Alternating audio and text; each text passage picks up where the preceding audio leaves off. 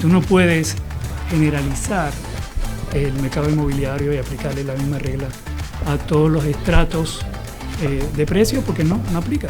Ni ubicación, ni estratos, sí, todo Sí. varía, y es lo que digo yo. Hoy vemos en la parte, digamos, que me concierne. Antes veíamos que vendías un edificio y 80% de los propietarios están apalancados hasta lo máximo. Hoy no, hoy la gente, aquí puede que en este proyecto ni pidan crédito. Cuando me dicen Miami está caro, con orgullo digo sí, y va a estar más caro. Sí. Si no compras ahora, vas a comprar más caro. Exactamente. Entonces aquí de lo único que uno se puede arrepentir es de no haber comprado Si tú antes. crees que está caro hoy, siéntate y espera para que veas cómo va a subir.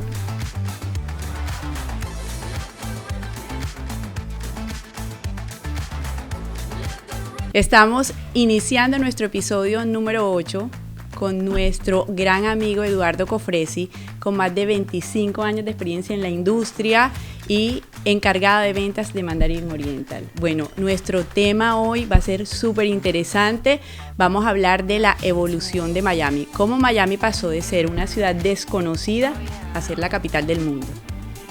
Cuéntanos sobre esto. Bueno, aquí está Mauricio Ordóñez, como todos saben, que llevamos este podcast. Eduardo, gracias por recibirnos acá. No, gracias a ustedes por la invitación. Estamos digamos, en estos temas de estos podcasts, y estamos invitando a los amigos, y nos conocemos hace muchos años. Creo que yo empecé en el año 96 y tú alrededor del 2000 esta industria, ya en la parte de créditos y tú en la parte de vender muchas propiedades aquí en la hermosa ciudad de Miami. Y no, queremos un poquito, vamos a hablar un poquito de la historia de Miami, pero también queremos hablar un poquito de la historia de Eduardo, de actor, modelo, ahora a un vicepresidente importantísimo vendiendo propiedades aquí en Miami. Cuéntanos un poquito, Edu, de Gracias. ti. Quiero primero que nada decir que yo empecé cuando tenía 15 años. No sé tú, Wow. También. porque me estás poniendo la edad. También. Se No. pusieron rojos estos hombres aquí delatándose. No, gracias por la invitación. Me siento entre amigos. Realmente es un honor estar aquí con ustedes hoy. Me siento que estoy rodeado de amigos, así que vamos a conversar y a responder sus preguntas con mucho gusto. Claro que sí. Vamos a iniciar cómo empezó Miami, qué era Miami antes realmente, quién descubrió Miami, quiénes fueron los primeros habitantes de Miami. Los primeros habitantes de Miami fue la tribu tecuesta, indígenas que estuvieron acá hace más de 2.500 años, que de hecho no sé si te acuerdas, pero cuando estábamos vendiendo el proyecto de Bacarat, tuvimos un proyecto muy interesante, pero tuvimos un problema ahí con la excavación arqueológica que se hizo ahí, porque esto era una civilización enorme, ¿no? Muy antigua. Pero a través de la historia, cuando vino Henry Flagler y comenzó a desarrollar todo lo que es Florida, no solamente Miami, pues empezaron a preparar esta ciudad y a convertirla en una ciudad que realmente se convirtió en un centro turístico, ¿no? Para gente que venían del norte de los Estados Unidos.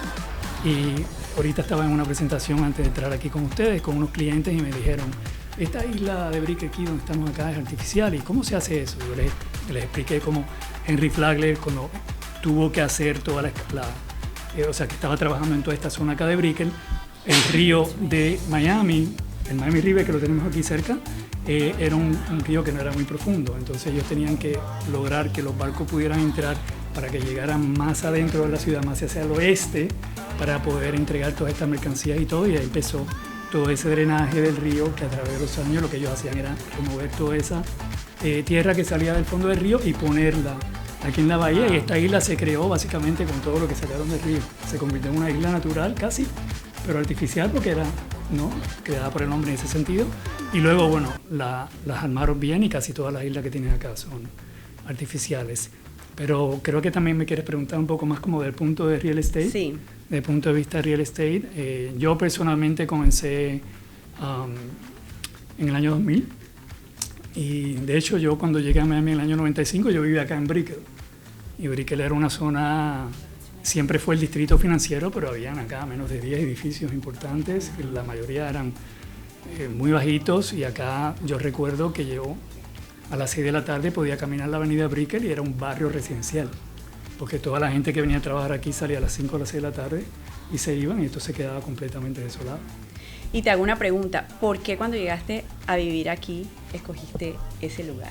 ¿Qué te llamó la atención? Fue una casualidad. Tenía un amigo que vivía en esta zona, y fue en la zona que me ubiqué acá porque él estaba acá y conseguimos un apartamento aquí, pero me encantó, siempre me gustó Brickell, siempre tenía una onda muy buena, siempre fue una parte que era más desarrollada que el resto de la ciudad.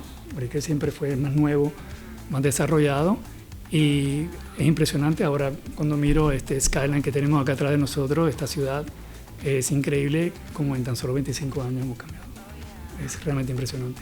Y nos comentabas ahora que tuviste una muy buena escuela en sí. este mundo de real estate, ¿no? Bueno, sí, eso ya fue antes del año 2000. Cuando llegué en el año 95, tuve la gran suerte de encontrarme con un gran amigo mío que estudiamos juntos en Boston, y él estaba trabajando en ese momento con la corporación Marriott de hoteles y estaba encargado del proyecto, estaba encargado de las ventas del programa de tiempo compartido de los hoteles Marriott, y desde Miami vendíamos propiedades de tiempo compartido que estaban en Orlando. Pero como ya Mario siempre tuvo presencia aquí en la ciudad de Miami, nosotros trabajamos en los hoteles Marriott recibiendo todos esos huéspedes que se quedan aquí, que la mayoría venían de Latinoamérica y Miami era la parada y de aquí iban a Orlando. Entonces nosotros ahí era que conocíamos, con todo el esfuerzo de marketing y todo, esta clientela, mayormente latinoamericana, algunos también americanos, pero realmente la gran mayoría eran latinoamericanos, y les vendíamos tiempos compartidos en Orlando desde acá con un libro. O sea, con un libro de fotos. Acá tenemos todas estas herramientas ahora para vender. En ese momento era un libro con fotos de colores y vendiéndole un programa de tiempo compartido que, bueno, no conocí a nadie en mi vida que se levantó diciendo voy a comprar un tiempo compartido hoy. Entonces, me parece que fue una experiencia de venta, o sea, realmente para mí la mejor desde el punto de vista del entrenamiento. La corporación Marriott entendió en ese momento que esa era una de las divisiones más lucrativas de la empresa, y el entrenamiento de venta que nosotros recibíamos ahí era fenomenal. O sea, tenías que venderle a alguien en 30 minutos algo que no necesitaban, no querían, y convencerlo de que eso era un buen producto y venderles un producto vacacional. Una venta a un latinoamericano en 20 minutos de algo que no necesita. Exactamente. Y después tuviste tu propia empresa. Y luego, claro, luego ahí ya comencé a trabajar en la zona de South Beach, con algunos proyectos allá en la parte de lo que llamamos acá el sur de la calle 5 o South of Fifth, y ahí comencé a trabajar con algunos proyectos importantes, y en el año 2005, 2006 abrí mi propia empresa de Cofresi Group, y empezamos ahí a vender. Llegué a tener unos 15, 20 vendedores y nos enfocamos en lo que eran las ventas de preconstrucción. Lamentablemente en el año 2008 se cae el mercado y el teléfono no suena más nunca otra vez. Entonces ahí nos tuvimos que reinventar. Yo me acuerdo que me reunía estábamos en Sony House, estaba primero aquí en Biscayne y después en Sony House, y hablábamos con Eduardo, porque yo también monté la empresa alrededor de esa época, y no había nada que hacer y muy miedoso el tema. Sí. Entonces, ¿y tu señora dónde la conociste? A mi señora la conocí aquí en Miami. Fue una experiencia muy bonita, pero fue también una casualidad, y esa fue una historia espectacular porque nos conocimos y fue como si ya nos conociéramos de toda la vida, y fue definitivo, rápido montamos más familia y trabajamos, y he tenido la dicha de trabajar con mi esposa, algo que realmente puedo entender cómo puede ser difícil para muchos. Para nosotros realmente ha sido una bendición y ha sido un equipo fantástico, y hemos tenido la gran oportunidad y la gran dicha de trabajar para los mejores desarrolladores de la ciudad.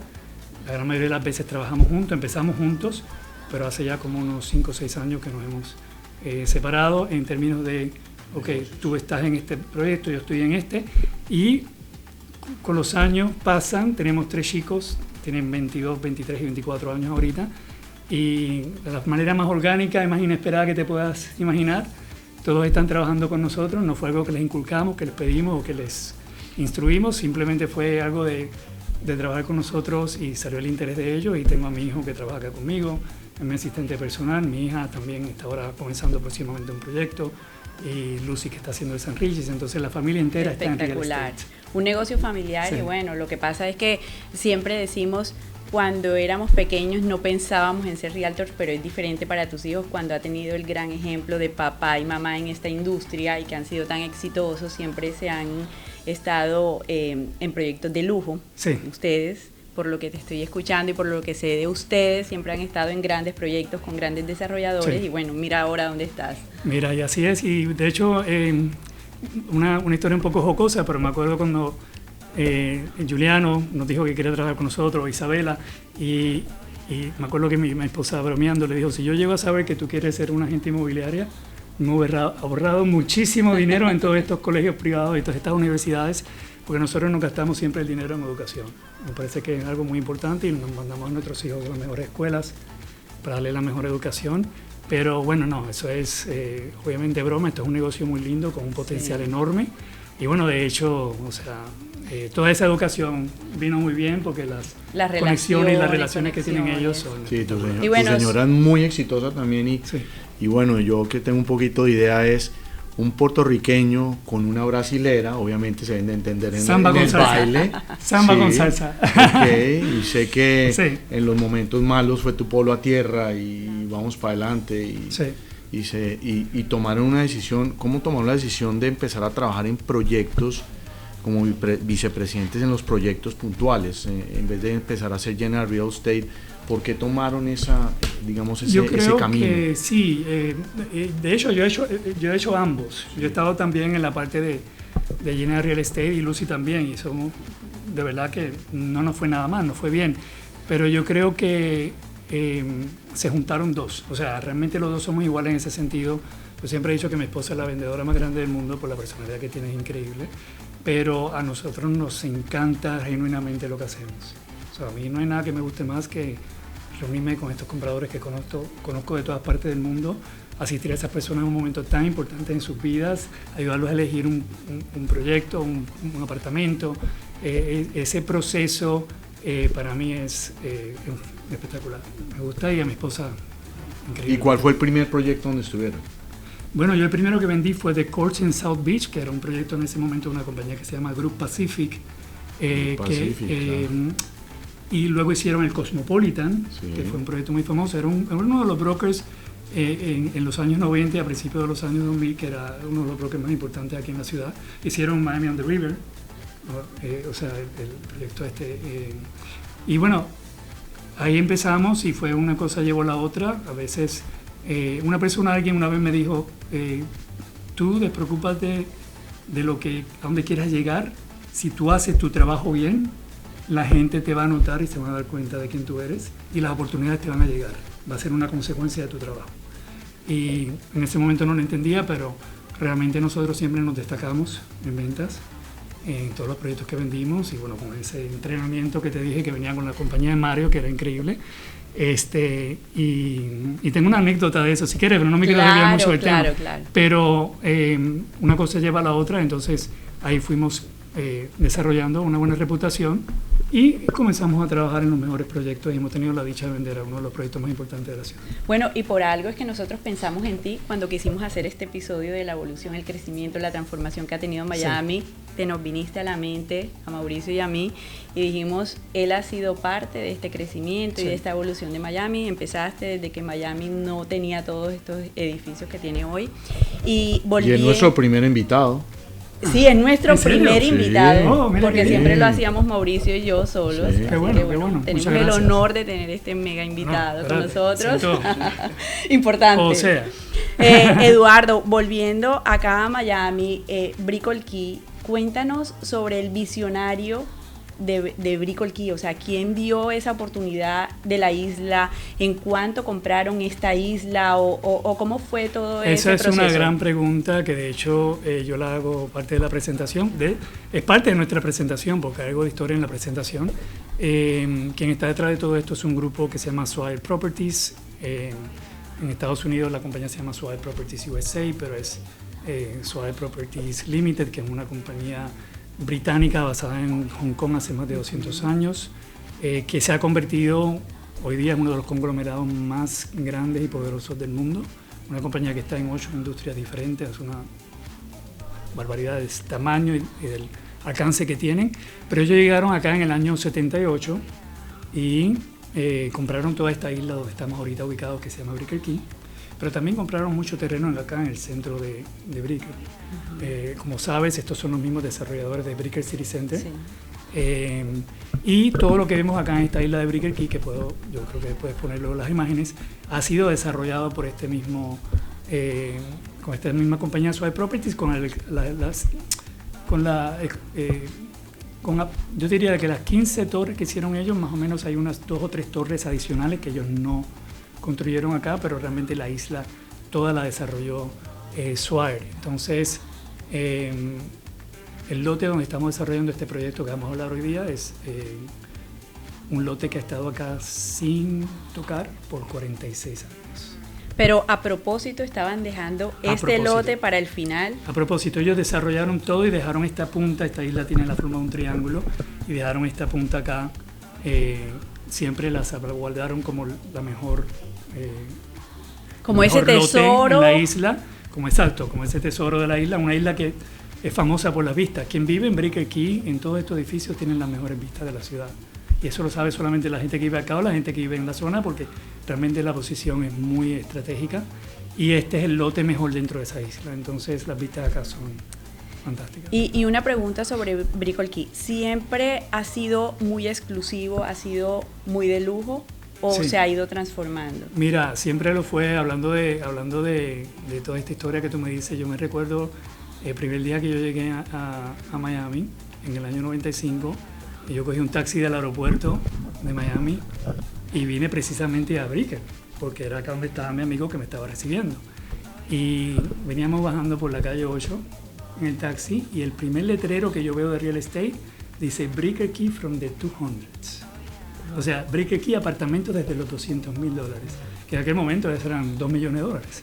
Y me llamó mucho la atención eso, y cuando me tocó trabajar en este proyecto también, hace recientemente que comenzamos a hacer este proyecto, yo me quedé como, qué increíble, ¿no? Como la vida da vueltas y como todo se cierra en círculos.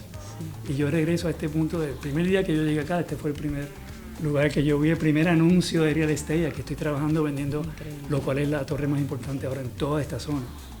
Y esa historia me tocó mucho porque me pareció, no hay casualidades. Wow. Sí, así es, ¿no? Esta isla, desde que yo llegué también, siempre me pareció increíble. Yo venía aquí más que todo a las oficinas, aquí hicieron edificios de oficinas y a comer en un restaurante que se llamaba Brasserie. Entonces venía a almorzar cuando trabajaba aquí en Brickell, entonces ya no estamos aquí. Eduardo, otro tema, en otro episodio te vamos a invitar a que nos hables puntualmente de este proyecto que amerita que le dediquemos un poquito más de tiempo, pero sí quisiera que nos contaras anécdotas. Ahorita estamos hablando, yo que llevo tantos años en el negocio, de que compradores fantasmas y todas estas cosas, tú que tienes que ver sobre todo con un cliente de un network totalmente diferente, ¿verdad? Millonarios de verdad, y nos hemos encontrado, me contaste ahora de par cosas que te han pasado, que uno diría, no, pues quién se va a atrever a hacer esas cosas, y hay un mundo detrás de solamente vender una propiedad real estate que te llegan clientes que no son clientes. Sí, o sea, bueno, yo que he trabajado, yo te diría que en todos los estratos, ¿no? Pero es curioso que lamentablemente pues hay un cierto tipo de personas que de los cuales nosotros no somos víctimas, por decirlo así, pero sí somos el target, ¿no? De estos tipos de individuos o grupos que están tratando de hacer negocios ilícitos y fraude, y obviamente si tú vas a cometer un crimen de ese tamaño, tú no lo vas a hacer por un apartamento de $200,000, tú vas a querer encontrar el apartamento más caro de la ciudad y tratar de hacerlo. Entonces estamos hablando ahorita de la anécdota porque le han pasado a todos mis compañeros en todos los proyectos a diferentes niveles, pero para mí, mi experiencia, mientras más caro es el real estate, estos problemas son a veces un poquito más palpables, porque pues por lo que te acabo de contar. Entonces sí tienes a veces gente que viene posando como compradores, pero cuando tú empiezas a buscar quiénes son estas personas, especialmente ahora, gracias a Dios, con esto de la social media y la tecnología es más fácil, pero 15, 20 años atrás era más difícil, ¿no? O sea, venía cualquiera, te decía cualquier cosa, tú no podías corroborarlo. Básicamente personas buscando pasarse por compradores para obtener nuestros contratos, nuestras instrucciones de envío de dinero electrónicamente y todo este tipo de cosas para cambiar esos documentos y lavar dinero. En otras ocasiones también a veces vemos gente que o están buscando atención o simplemente les da placer aparentar. Impresionante, son comportamientos de ser humano que uno no se explica, pero hay grupos diferentes. Hay grupos diferentes y hay gente que le da el golpe al desarrollador y después va y le da el golpe a otro, le vende el papel, le vende. Entonces, ya en varias ocasiones en diferentes proyectos, sin mencionar nombres, hemos tenido inclusive al FBI, este tipo de agencias, porque están rastreando a esta gente y ya saben que estuvieron por ahí, o sea, y nos van y nos hacen preguntas porque esto es algo real. Pero yo estoy seguro que puedes hacer un podcast de esto. Claro, historia. Y yo la verdad no 20 historias diferentes. Eduardo, ¿cómo podemos identificar a ese tipo de compradores que ha llegado a la conclusión que ellos recurrentemente tienen tales actitudes? Yo creo que esto es algo que tú sabes hacer muy bien, que es el tema de calificación. Obviamente, en el caso de nosotros los clientes los traen mayormente otros brokers. Algunos son mejores que otros calificando a sus clientes, pero nosotros también somos un filtro acá y tenemos que hacer las preguntas necesarias. Y una persona que llega a una sala de venta y en 5 minutos te dice que va a comprar el penthouse, o sea, si eso no es una bandera roja, ¿qué es? ¿Entiendes? Tienes que estar viendo todas esas señales. Obviamente ahora con la tecnología, el internet y todo es mucho más fácil buscar estas cosas. Pero en mi caso, por ejemplo, siempre veía gente que no tenían documentos con ellos cuando le pedía identificación. Para ser mentiroso tienes que tener una memoria increíble. A veces en una segunda llamada te decía algo completamente diferente y tú tienes que estar abierto y escuchar eso, porque a veces los vendedores también, con la emoción de que están haciendo una gran venta, se cierran un poco y se olvidan de que hay que hacer preguntas, hay que calificar y hay que realmente verificar, ¿no? Entonces, especialmente en proyectos como estos que nosotros vendemos, si tú quieres comprar un apartamento de 20, 30 millones, 40, 50, 60, 100, lo que sea, tú tienes que pedir prueba de fondo, tú tienes que pedir un poco más, tú tienes que... Y lo pides porque estás en tu derecho. Y si se ofende, no es un comprador. Claro, pero en la primera reunión hacen eso. ¿Ah? En la primera reunión sí tienen interés de comprar. La gran mayoría sí. Algunos estamos notando últimamente, bueno, lo hacen un poquito más real y vienen un par de veces, pero al final los colores siempre salen a la luz y te das cuenta quién es quién. O sea, tú le sugieres a los realtors que de verdad ellos antes de venir aquí, sobre todo a vender un apartamento de 10, 15, 20, 50 millones de dólares, ellos también cercioren que tienen... Mira, hay un libro de ventas que es fenomenal, no sé si existe todavía, yo lo leí hace mucho tiempo, que se llama Cállese y Venda. Hay que escuchar más de lo que hablas. Entonces yo soy una persona que a mí me encanta motivar al comprador a hablar y que hable.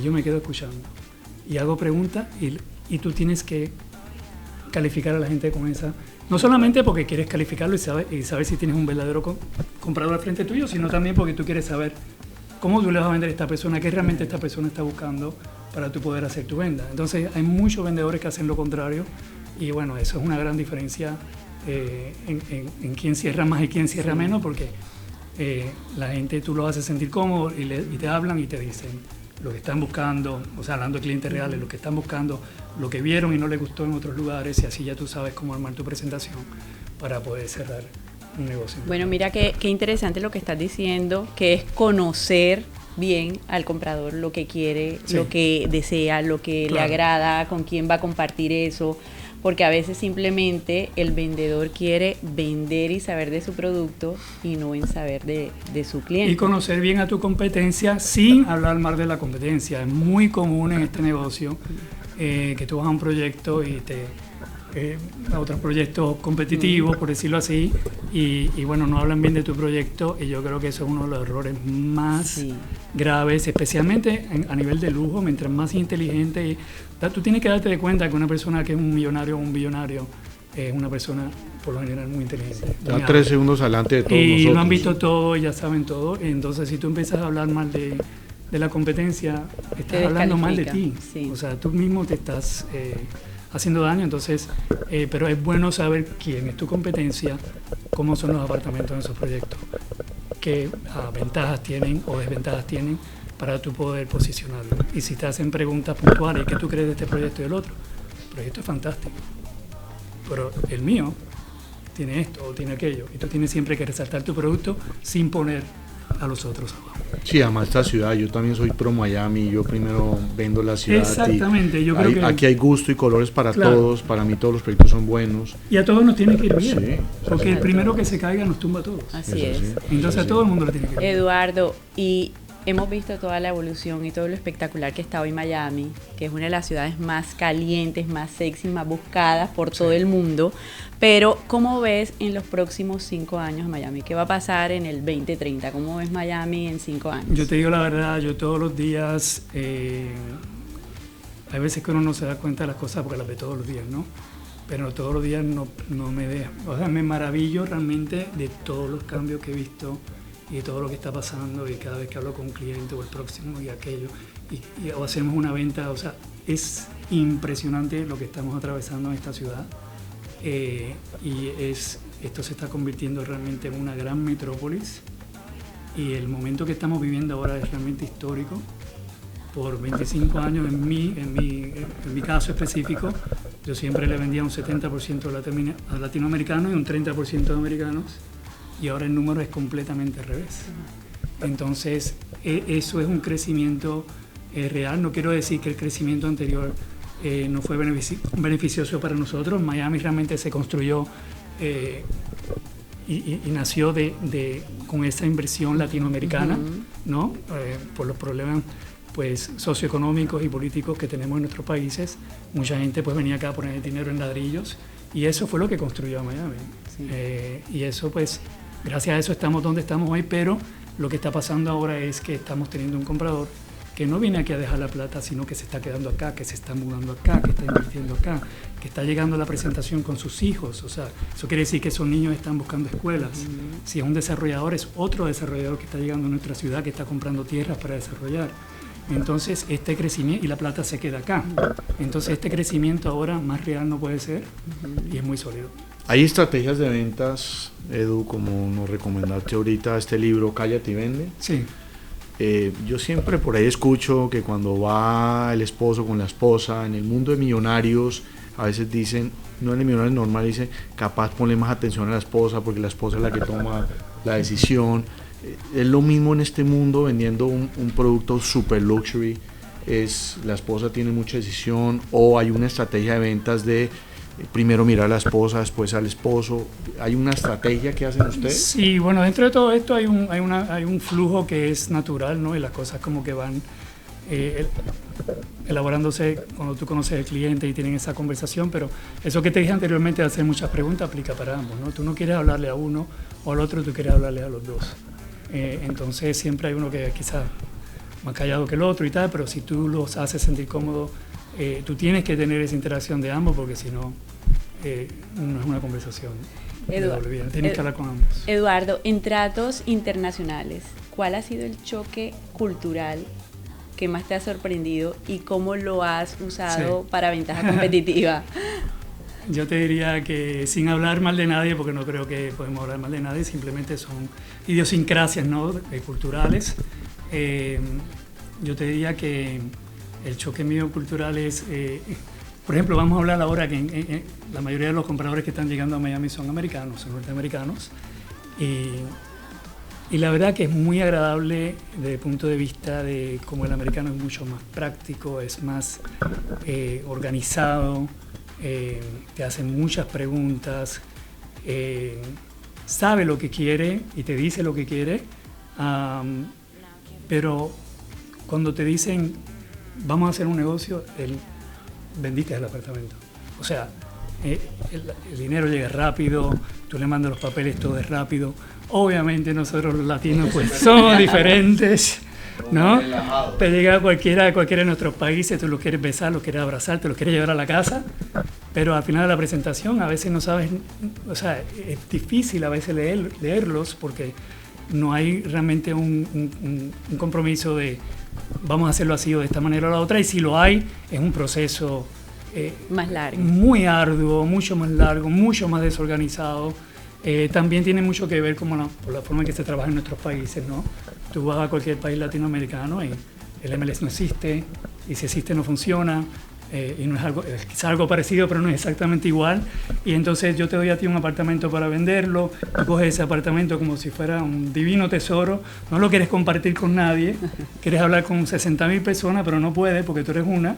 Entonces, cuando vienes a ver, y el comprador está haciendo lo mismo que hizo contigo, con 4 o 5 más, entonces tienes un desorden en tema de, tú sabes, de cómo funcionan las cosas, que es contraproductivo, a mi entender, pero entonces cuando llegan acá se creen o se piensan que es igual, o a lo mejor saben que es diferente, pero no saben hacerlo de otra manera, y llegan acá y hablan con broker A, broker B, broker C, D, a veces te llegan los 4 o te llevan con diferentes personas, y es realmente otra vez contraproductivo, y es la manera que nos tenemos que adaptar, simplemente tenemos que adaptarnos a este tipo de comprador y tratar de explicarles y educarlos un poco, y ya algunos van entendiendo y se van acoplando, pero es mucho más complicado. ¿Y aprendes de los clientes? Y también aprendo muchísimo. La gente que conozco, muchos de ellos son fascinantes, imagínate, especialmente en estos niveles, y te vas a dar cuenta de la simplicidad de muchas de estas personas. Pueden ser billonarios, pero son personas con la cabeza en su sitio, y muchos de ellos son personas muy simples, o simplemente tienen mucho dinero, saben cómo hacerlo, y son muy exitosos. Y hay un punto, yo creo, que llega en tu carrera, o llega ya sea como vendedor o como millonario, o de pasar a millonario, que ya no es el dinero, sino es ganar. Entonces son esos triunfos los que hay que celebrar. Qué bueno. Sí. Eduardo, bueno, una pregunta más de los compradores que te ha tocado atender, no solamente aquí en Mandarin, sino en toda tu carrera. ¿Qué ha sido lo más extravagante que has visto o que te ha tocado escuchar, que de repente siempre hay compradores para este tipo de proyectos lujosos que uno queda como que... A ver, lo más extravagante, con experiencia de compradores que vengan acá. Tú sabes que no voy a mencionar el proyecto ni voy a mencionar el producto, pero fue muy jocoso porque fue una pareja que conocí, les presenté un apartamento en aquel momento en la playa, y era un apartamento obviamente muy bonito, muy grande, muy caro, y el esposo le decía a la señora: mira, aquí podemos poner la mesa de billar. Y yo pensé que era una broma al principio, pero cuando íbamos atravesando el apartamento y en diferentes lugares, no, yo creo que la mesa de billar la voy a poner acá. Y estábamos hablando de una habitación o un lugar que no tiene nada que ver, y una mesa de billar en un apartamento ¿para qué? Entonces eso a mí me dio mucha risa, se lo conté a mi esposa, a mis hijos, y bueno, siempre nos pareció muy jocoso ver cómo una persona puede ver un espacio de una manera tan diferente a la que tú la ves. Increíble. Y cómo las necesidades de cada comprador son diferentes. Pero eso también es uno de esos puntos que tú dices, bueno, ya yo sé cuál es el hot button, como dicen, de este cliente, y tú puedes, no te voy a decir dónde vas a poner la mesa de billar, pero te voy a decir que este lugar es el indicado para tu mesa de billar, este apartamento. Buenísimo. Eduardo, y para concluir con este episodio, ¿qué le dirías tú al inversionista que está pensando en invertir en alguna ciudad en Estados Unidos? ¿Por qué Miami y por qué ahora? ¿Por qué Miami? Porque es la ciudad de mayor crecimiento en los Estados Unidos ahora mismo. Por la posición que tenemos geográfica, socioeconómica, porque estamos en un estado que es pro-business, o sea, tenemos el respaldo del gobierno acá para hacer negocios, y porque si te demoras más, te va a costar más. Es increíble como yo tengo compradores que siguen como resurgiendo a través de los años, y yo me pongo a pensar, digo, este señor tiene 10 años hablando conmigo y nunca se decidió a comprar nada. Si él hubiera comprado hace 10 años atrás, hubiera hecho una gran inversión. Y eso no quiere decir que hoy no va a ser una gran inversión, porque esto no se detiene.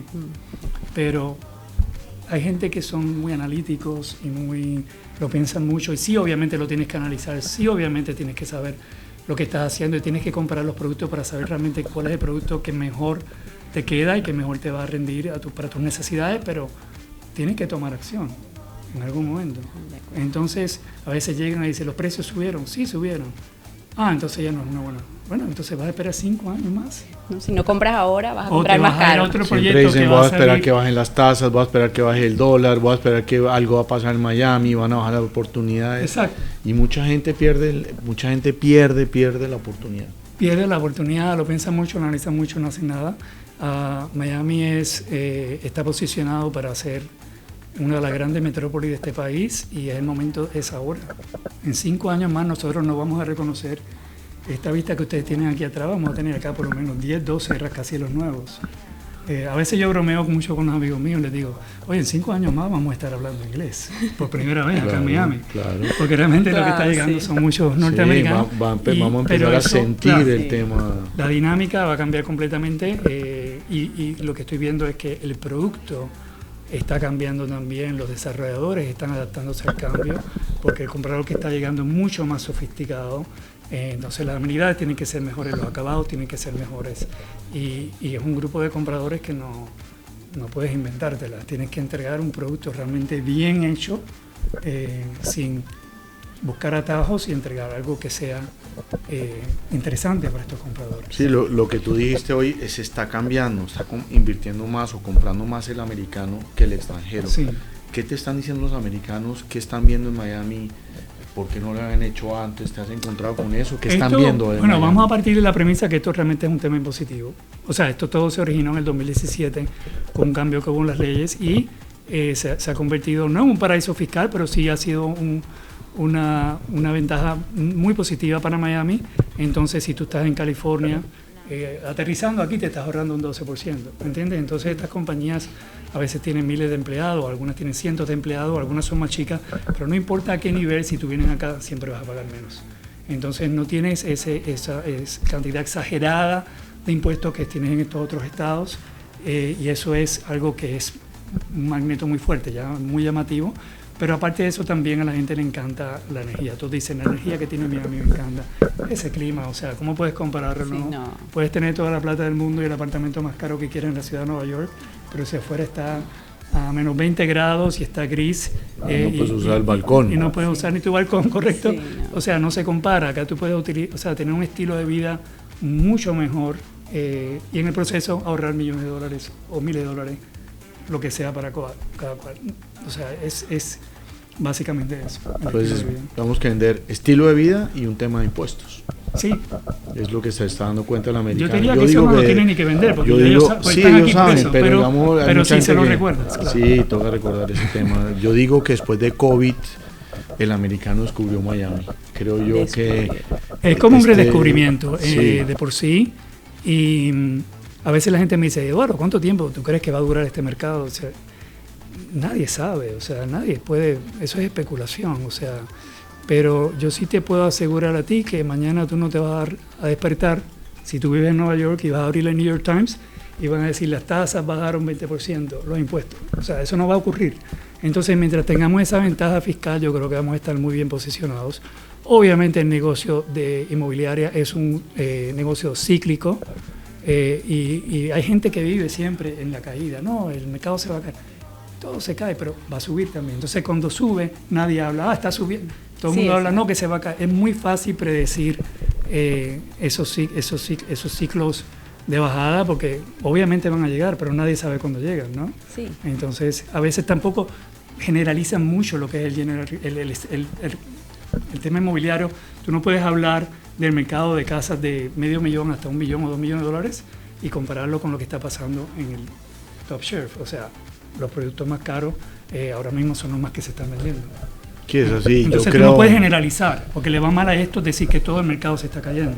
Sí, es. Entonces tienes que hablar y eso es algo que mi amigo David Siddons hace muy bien también en su podcast y entiende bien, y es que tú no puedes generalizar el mercado inmobiliario y aplicarle la misma regla a todos los estratos de precio, porque no aplican, son diferentes cosas. Ni ubicación, ni estratos, sí, todo sí. Varía, y es lo que digo yo. Hoy vemos en la parte, digamos, que me concierne, antes veíamos que vendías un edificio y 80% de los propietarios están apalancados hasta lo máximo. Hoy no, hoy la gente, aquí puede que en este proyecto ni pidan crédito entonces el tema ya de financiación no es un riesgo, pues la gente no se puede apalancar a lo máximo. Claro. Los constructores aprendieron también a construir, a llegar a puntos de equilibrio. Correcto. Creo que hoy esta economía en la que nos concierne es sana. Sí. Y es lo que tenemos, digamos, y queremos transmitir, porque mucha gente no, va a haber una burbuja, ustedes los constructores, todo el mundo no la ven. Obviamente, como dices, pues nadie se da cuenta de las cosas, pero por el tema de financiación, tanto como developer, tanto como comprador, hoy es muy sano. Sí. Y siempre pienso que es transmitirle a los clientes que es una inversión a largo plazo. Esto no es que invierto en un proyecto, me lo entregan y lo vendo, claramente no. Entonces, a largo plazo siempre va a haber valorización y siempre va a haber una gran plusvalía. Eso es un punto sumamente importante. Y déjame saber si terminamos o si tienes tiempo. No, ya aquí todo lo que tú quieras. Okay. Porque, de hecho, esto es una anécdota muy interesante que me pasó una vez. Me entró un comprador en uno de los proyectos. Y bueno, esto es otra cosa. Nunca pueden juzgar a las personas como están vestidos, como se ven. Me ha pasado. Este señor, cualquiera le hubiera querido dar $5 porque realmente estaba vestido muy así, relajado. Pero yo me di cuenta en 30 segundos que tenía una persona muy inteligente al frente mío. Resultó ser un señor de la ciudad de Nueva York, que luego, en el descubrimiento, porque obviamente, como te dije, me gusta descubrir, me entero de que es dueño de más de 900 apartamentos en Manhattan. Y fascinante la conversación que tuvimos, y me dijo, yo haciéndole preguntas, oye, pero ¿cómo llegaste a tener 900 apartamentos? Y él me dice, mira, Eduardo, el tema del negocio de real estate o de inmobiliaria en español es lo siguiente. Si tú quieres tratar de hacer dinero rápido, vete al casino. Exacto. Y buena suerte con eso. Ahora, si tú quieres hacer dinero en inversiones de real estate, esto es un tema de aguante. El que tiene la fuerza y la capacidad de aguantar lo que compra es siempre el que más dinero va a hacer de todos. Algunos van a hacer dinero, otros van a hacer más. Y él me dijo, yo no vendo nada que no me pagan lo que yo quiero. Si no me dan lo que yo quiero, no lo vendo. Y eso me pareció que fue una gran lección que me dijo, algo muy importante, una persona obviamente muy exitosa. Y es de acuerdo a lo que tú acabas de decir. O sea. Sí, eso es lo que siempre trato de transmitir y dejar claro, porque si es una inversión rápida, no es esto. Exactamente. Esto es a largo plazo y si tú ves las curvas a través de la historia, vas a tener esto, pero siempre tienes esta línea que es constante. Sí, a largo plazo siempre va a ir hacia arriba, claro, en todas partes del mundo, porque si nos vamos 10 años atrás, cómo estaban los precios, y si nos vamos al año que llegó a vivir Eduardo a Miami, a cómo estaba en Brickell Key un lote, un apartamento, entonces wow, a cómo está hoy un apartamento, en cuánto empiezan los apartamentos del Mandarín. Aquí empezamos en 5 millones. Wow, entonces y ahí si vemos. Pasa lo pasa lo que está diciendo de Santis, con el tema del impuesto predial, sería fantástico. Obviamente tienen que sacar el dinero de otro lado, seguramente subirán un poquito el tema aquí del tax, pero si llega a suceder eso, en Nueva York pagan menos impuestos prediales que en Miami. Si llegan a reducir ese tema, esta ciudad todavía va a volar mucho más. Bueno, y como dice Alicia Cervera, en estos días la escuché que decía, cuando me dicen Miami está caro, con orgullo digo sí, y va a estar más caro. Si no compras ahora, vas a comprar más caro. Entonces aquí de lo único que uno se puede arrepentir es de no haber comprado Si tú crees que está caro hoy, siéntate y espera para que veas cómo va a subir. De acuerdo, yo creo que con eso tan célebre podemos concluir este episodio. Gracias por tu tiempo. Gracias a ustedes, espectacular, la verdad. Y Mauricio. No, Edu, gracias. Hace muchachos no lo conozco y gracias, te felicito por la hermosa familia que tienes. Gracias. Y bueno, a seguir vendiendo y a seguir gritándole al mundo que esta es la mejor ciudad del mundo. Porque lo es. ¿Es así? Y si tienes preguntas, te invitamos a comentar. Si tienes dudas, te podemos seguir respondiendo. Si te gustó este episodio, dale like y suscríbete a nuestro canal.